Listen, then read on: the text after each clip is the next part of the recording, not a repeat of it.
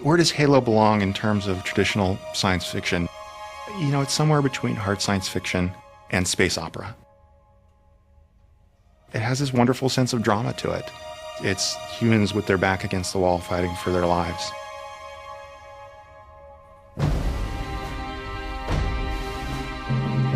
What began as a video game has grown into a sweeping multi-layered sci-fi epic, complete with books, graphic novels, and films. A meticulously constructed saga defined by compelling characters, gripping storylines, and richly detailed worlds and cultures. Halo the game begins more than 500 years in the future. Humans have discovered faster-than-light travel and are colonizing the Milky Way. In the process, they encounter a hostile alliance of aliens known as the Covenant. Motivated by promises of eternal paradise, the Covenant views humanity as an affront to their gods and have vowed to eliminate them. Halo's central figure is Master Chief John 117, a genetically enhanced, cybernetically augmented soldier in the United Nations Space Command. His revolutionary Spartan Mjolnir armor is equipped with an artificial intelligence program known as Cortana. When we first meet Master Chief, the war with the Covenant has already raged for 30 years. Escaping from a disastrous battle, the Master Chief's escape pod crashes on a mysterious ring world, a superstructure orbiting a remote gas giant. This Halo is a relic from a technologically advanced race known as the Forerunners, who mysteriously vanished some 100,000 years ago. As the Master Chief battles with pursuing Covenant troops, a parasitic entity known as the Flood is accidentally unleashed on the Halo. The Flood feeds on sentient life forms and seems to hold a clue to the Forerunners' mysterious disappearance long ago. Hundreds of thousands of years ago, the Forerunners were the most technologically advanced race in the Milky Way. With unparalleled technology, they explored the entire galaxy.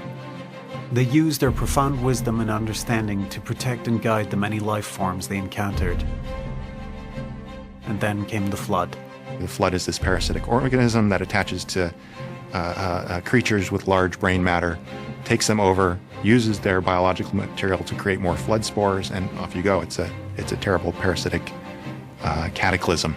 On a metaphorical level, they're the bug-eyed monsters. They're the thing under the bed. They're the id. For 300 years, the Forerunners tried unsuccessfully to eliminate the Flood. And suddenly, some 100,000 years ago, both races mysteriously disappeared. Even though relics of the Forerunners' powerful technology remain scattered throughout the galaxy, no one knows what became of them. With the Forerunners gone, two alien species, the Prophets and the Elites, first discovered each other in their search for artifacts. Shortly after this encounter, their races collided in a battle to control the technology that was left behind. Both the Prophets and the Elites saw the Forerunners as gods, believing that they ascended to a state of divinity. The Prophets, physically inferior, wanted to exploit Forerunner technology and follow them on the Great Journey, an equivalent of godhood. The Elites, proud, strong warriors, considered use of this technology to be sacrilege. This dispute sparked a war. Eventually, the Prophets and the Elites form a truce, an unsteady alliance that becomes known as the Covenant.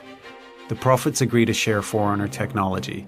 The Elites agree to defend the Prophets' search for the sacred rings, the Halos. They revere the Forerunner as the creators of technology and a lot of the cohesion that holds their collection of races together. As the Covenant moves through the galaxy, they encounter and enslave many alien races. These races include Hunters, a worm-like species that group together into a communal armor-plated form. Drones, flying insect-like warriors that serve as infantry. Jackals are employed mainly as scouts due to their excellent vision and dexterity. And the Brutes, a warlike race with great strength and stamina. And of course Grunts, the Covenant's cannon fodder, plentiful and strong, but also clumsy and occasionally cowardly. The Covenant has always struck me as kind of a weird collection of races. They seem to waltz in and conquer races and make them part of their own collective, like communism marching across Eastern Europe. But they're all weird and they don't fit together well. It is a powerful empire with Prophets and Elites at the top, ruling jointly through a high council. That council's most prominent officials during the Halo event are the Prophet of Truth, the Prophet of Mercy, and the Prophet of Regret.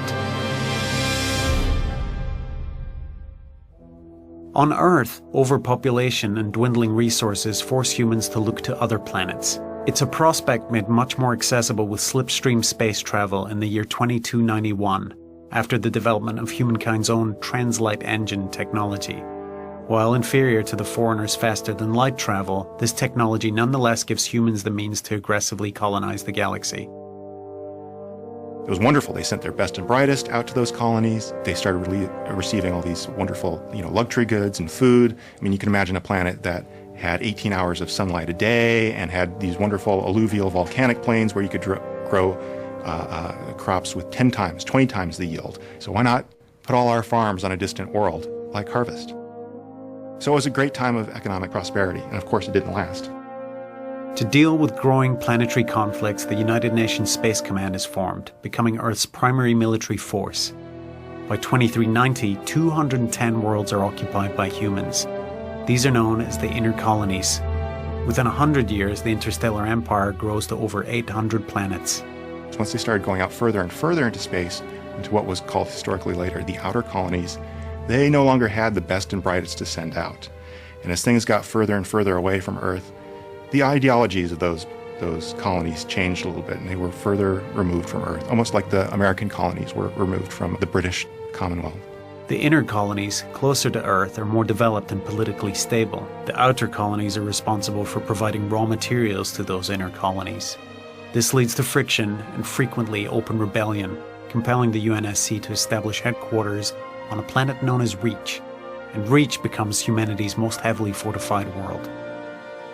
An insurgency started up, and that was actually the reason the Spartan 2 program was initiated, to counter the insurgency of the outer colonies. Because you could imagine, if you're on Earth and you have the inner colonies and you have this unrest in all these outer colonies, my God, you're literally surrounded by a potential enemy that may even outnumber you.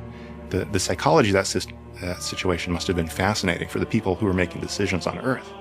Well, anyway, as things happened, there were encounters, and there was a military buildup between the inner worlds and the outer colonies. Spartan 2 program came online, and that's when the Covenant first found harvest and the conflict with the Covenant began.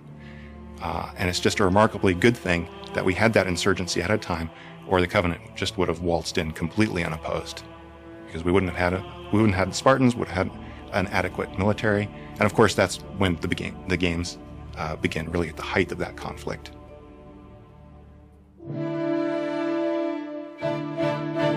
In 2491, the Office of Naval Intelligence initiates the Orion Project. Its goal: produce counterinsurgency squads of super soldiers by subjecting volunteers to risky genetic enhancements. Unfortunately, those who don't die develop severe mental problems. As a result, the Orion Project is quietly shelved. By 2517, the security situation in the outer planets is dire, and well-organized groups such as the United Rebel Front threaten the stability of all the colonies. Using data from Orion, Dr. Catherine Elizabeth Halsey launches the Spartan 2 project.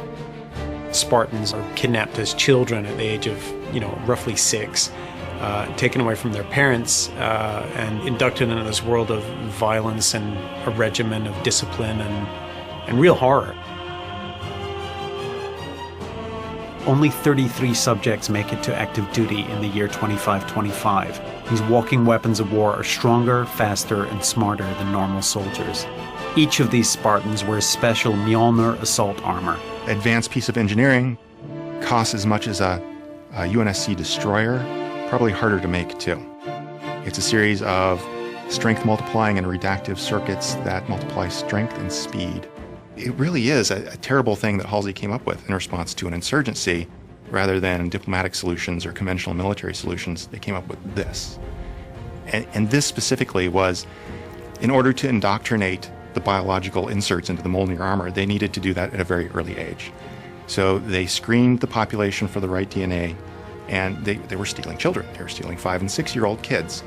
They were flash cloning replacements who would then not do so well in the families they were replaced in. They were almost made to fail because the flash cloning technology at the time wasn't so great. They would take these kids, they would indoctrinate them into the military, train the heck out of them, It would make ranger school look like, a picnic.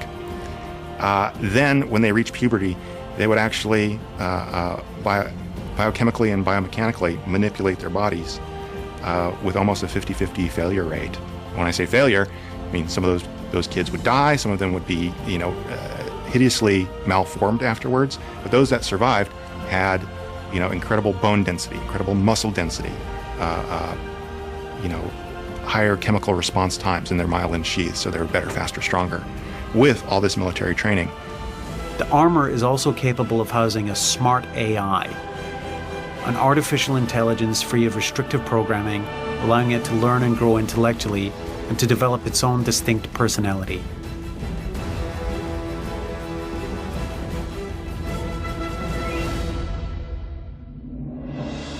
In 2525, UNSC communication with the outer colony planet known as Harvest goes dark. UNSC scout ships sent to investigate find the planet completely incinerated. Its surface melted down to glass. This form of destruction becomes known as glassing. When the Covenant come in and glass a planet, they use a combination of Fujikawa slip space manipulation and plasma to heat the surface of the planet until it vaporizes the atmosphere, the oceans, and leaves a glassy crust. Depending on the planet and the technology and the amount of ships, it could take a few days, but then you got nothing alive left. It's really a horrific ultimate weapon to destroying an Earth colony. Orbiting the remains of Harvest is a single alien ship. It quickly attacks the fleet, destroying all ships but one. The remaining ship receives this mysterious message: "Your destruction is the will of the gods, and we are their instrument." The enemy is identified as the Covenant. Their interstellar religious quest led them to Harvest, where Forerunner technology had identified a large reliquary of artifacts. As it turned out, these artifacts were actually the human colony itself. This leads the Covenant to conclude that humans are somehow connected to the Forerunners, a contradiction of their religious doctrine. Basic beef that the Covenant have with the humans is they have access to and are using Forerunner technology, which they view as sacred and holy, and the humans aren't supposed to have access to it. They do, and they use it, and for many religious and political reasons on the Covenant side, that really irritates them. So they have vowed in the Covenant War to eradicate them, the humans. Thus begins the Human-Covenant War. By 2535, the Covenant has captured and glassed almost all of the outer colonies. They then turn their attention to the inner colonies. As the battle moves closer to Earth, mankind unites against the Covenant threat. The Covenant really weren't used to seeing anything, quite as well trained or determined or well coordinated in their enemies before. For years, the humans win isolated battles, but at a terrible cost. Desperate, the UNSC initiates the Spartan 3 program, this time using revenge-motivated orphans of war. Let's face it, the Spartan 2s were extraordinarily effective against the Covenant. They could infiltrate, they could kill the Covenant like no other soldier in the UNSC military apparatus, but they were extraordinarily expensive to make, to train. It took, a lot of time, a lot of resources. The armor was up. Each suit of Mjolnir armor costs as much as a small starship. So the UNSC military wanted more of that, but they wanted it cheaper, faster, just like anything in the military. If it's good, they will reproduce it and make it cheaper and faster and maybe not as good. But that's what the Spartan 3s were. They're kind of like Spartan 2s, but on the cheap. They were a top secret military program because they were also considered disposable. They were sent on the high-risk suicide missions. Other special forces include the ODST, Orbital Drop Shock Troops, known as Helljumpers for their daring high-altitude deployment into combat zones. They're really the elite fighting units. They pull a lot of weight in the war. They're, the special ops guys. They drop in, feet first into hell. It takes a lot of guts to be an ODST. Maybe you're a little crazy, too. The ODSTs resent the Spartans.